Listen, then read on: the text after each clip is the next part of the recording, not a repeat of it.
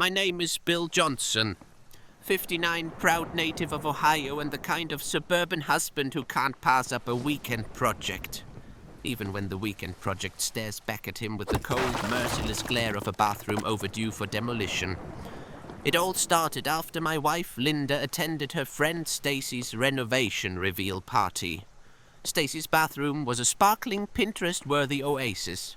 Marble tile, rainfall shower, the works. Linda came home that night with fire in her eyes. "Why don't we do something about our bathroom?" she asked. And just like that, I found myself at the crossroads of marital harmony and home improvement. I have a complicated relationship with power tools. Linda calls me Danger Man for a reason, but something about that night, maybe it was pride, maybe it was the lingering taste of Stacy's fancy canapes, made me want to prove that I could conquer this. If other guys on YouTube could remodel a bathroom in one weekend, how hard could it be? Armed with online tutorials and reckless optimism, I dragged Linda to the hardware store the very next morning. We argued over tiles. She wanted classic white. Elegant, timeless. I wanted something less likely to show the dirt. I lost. Then, in the demolition aisle, I saw it. The jackhammer. It was bright yellow and looked like pure, unrefined power. The sales associate said, "It's pretty heavy duty for bathroom tiles, sir." Linda looked at me, eyebrow raised. "Don't worry," I said. "I know what I'm doing." Within the hour, I was home, proudly lugging the jackhammer upstairs. Linda wisely chose to tidy up elsewhere as I suited up with safety goggles and gloves. The first few minutes were thrilling. Tiles exploded with satisfying cracks and clatters. I felt unstoppable, a suburban titan wielding the power of the gods, or at least the power of a rented DeWalt. Then, as the dust settled and adrenaline began to fade, I realized something. I might have misunderstood the tutorial's advice about gentle removal. The first gouge in the subfloor stared at me like an open wound. The second was bigger. And the third? Well, the third revealed something suspiciously wet. And probably expensive. I called Linda upstairs, heart pounding. Her silent glare said everything. This was far from the bonding experience I'd promised, and dangerously close to an entirely different kind of break. Linda stared at the bathroom floor in total disbelief, her arms crossed and her lips pressed tight enough to turn coal into diamonds. The jackhammer, which only moments ago had filled me with confidence, now looked more like the instrument of doom.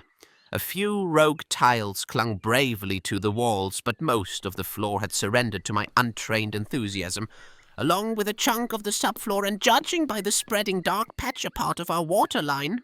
"Bill," Linda finally uttered, her voice icy calm, a tone I'd learned over 35 years of marriage always signaled trouble. "It's not supposed to look like this." I started to explain the concept of creative demolition, but one look at her face told me to cut my losses.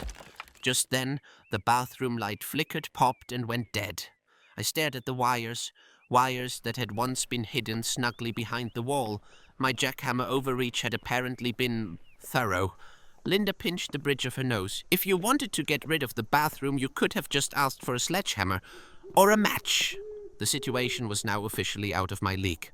I texted our plumber Pete, who replied almost instantly with, "What did you do this time, Bill?" Just as I was about to defend my honor, he followed up with, "I'll bring extra parts. And my industrial wet vac." As we waited for Pete, Linda and I sat in the living room in tense silence. The house echoed with the consequences of my weekend project. I tried a joke. "At least you can get those new tiles you wanted?" Linda didn't even blink. Pete arrived, his toolbox in tow and a smirk on his face. He surveyed my handiwork and whistled softly. "Looks like you went for the full open concept plumbing." Linda gave a rare involuntary laugh. Pete's verdict was swift. We'd need a new section of subfloor, a patched water line, and just for good measure, a proper licensed electrician to check those flickering wires.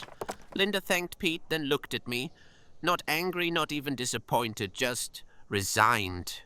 That night, as I nursed a sore back and a bruised ego, Linda climbed into bed with a stack of home contractor business cards. "Pick your favorite, love," she said. "And tomorrow I'll pick the next project." And that was how the Jackhammer found its retirement in our garage, right next to the never-used popcorn maker and my pride. The next morning, sunlight crept across my pillow as Linda quietly placed 3 business cards on my nightstand. Miller & Sons Home Repair, Superior Plumbing Pros, and Electricians Are Us. Without a word, she slid a mug of coffee into my hands and left me with the quiet eldritch horror of major home repairs. By noon, our modest house hummed with activity. Contractor vans lined the curb. Linda's voice, firm with the power of the truly fed up, directed traffic from the hallway. She seemed to have found her true calling as the project manager of my undoing, while I found my place on the sidelines, supervising from the safety of the living room recliner. The contractors worked with practiced ease. Pete the plumber tackled the leaky line, barely holding back a grin as he recounted my jackhammer adventure to anyone within earshot. The electrician rewired the bathroom in less time than it took me to watch a single YouTube video. Miller himself patched the subfloor with silent efficiency, only pausing to give me a sympathetic pat on the back. Everything was being handled professionally, but the price tag grew as steadily as Linda's resolve that next time she'd just call Stacy's guy from the start. I tried to feel useful, offering tools and making coffee, but the experts politely declined my help more than once. I overheard one of them mutter, "DIY, more like DIY." That night, as the house quieted and the bathroom finally resembled something functional, Linda joined me on the porch. There was a peace offering, 2 glasses of wine, a tired smile, and a quiet toast to surviving the latest Johnson renovation incident. "I should have let you help more," Linda said, surprising me. I shook my head, grinning. "I should have let you call a professional." We both laughed, really laughed, for the first time since this whole saga started. The bathroom disaster was slowly receding into family legend territory, and the threat of divorce, at least for now, safely back in the realm of empty jokes and remember when. A week passed, and the sounds of hammers, drills, and muffled contractor jokes finally faded. The new bathroom looked fantastic, fresh tiles, a leak-free shower, not a hint of the chaos that preceded it. Linda stood in the doorway, arms crossed, but for once there was a hint of satisfaction in her smile. For days she paraded friends through our brand new spa retreat, giving them the grand tour, always ending with a gentle, "Of course." We brought in the professionals, after Bill's little adventure. Every time my cheeks burned just a bit, but I smiled anyway. The story played better with every retelling, complete with the legendary jackhammer and my desperate phone call to Pete. Somewhere in the middle of that week, after the third tour group admired the grout lines, Linda beckoned me to join her in the gleaming bathroom. "So," she began, "what have we learned?" Her eyes sparkled with mischief. I'd had plenty of time to think about that. Hour after hour on the couch listening to skilled hands fix my improvements. My DIY hubris was properly deflated and humiliation mellowed into something softer, humility. I learned renovation isn't about pride, it's about knowing when to ask for help, I admitted, and appreciating the experts. Linda slipped her arm through mine, her grin wider than ever. And maybe sticking to popcorn makers instead of power tools? I couldn't argue. We surveyed our beautiful, professionally finished bathroom, a monument not only to skilled contractors, but to the patience, humor, and teamwork that kept our marriage intact. Down in the garage, the jackhammer rested quietly beside the popcorn maker, both untouched, both reminders that some projects and some marriages are best handled with a strong foundation and a forgiving heart. Months later, the story of Linda, the jackhammer, and the almost divorce is legendary among our friends and neighbors. At every barbecue, poker night, or backyard gathering, someone nudges me and asks, "Hey Bill, swung any jackhammers lately?" The question always earns a round of laughter, and occasionally a look of warning from Linda. But beneath the jokes lies a bigger truth. The bathroom isn't just a gleaming modern retreat.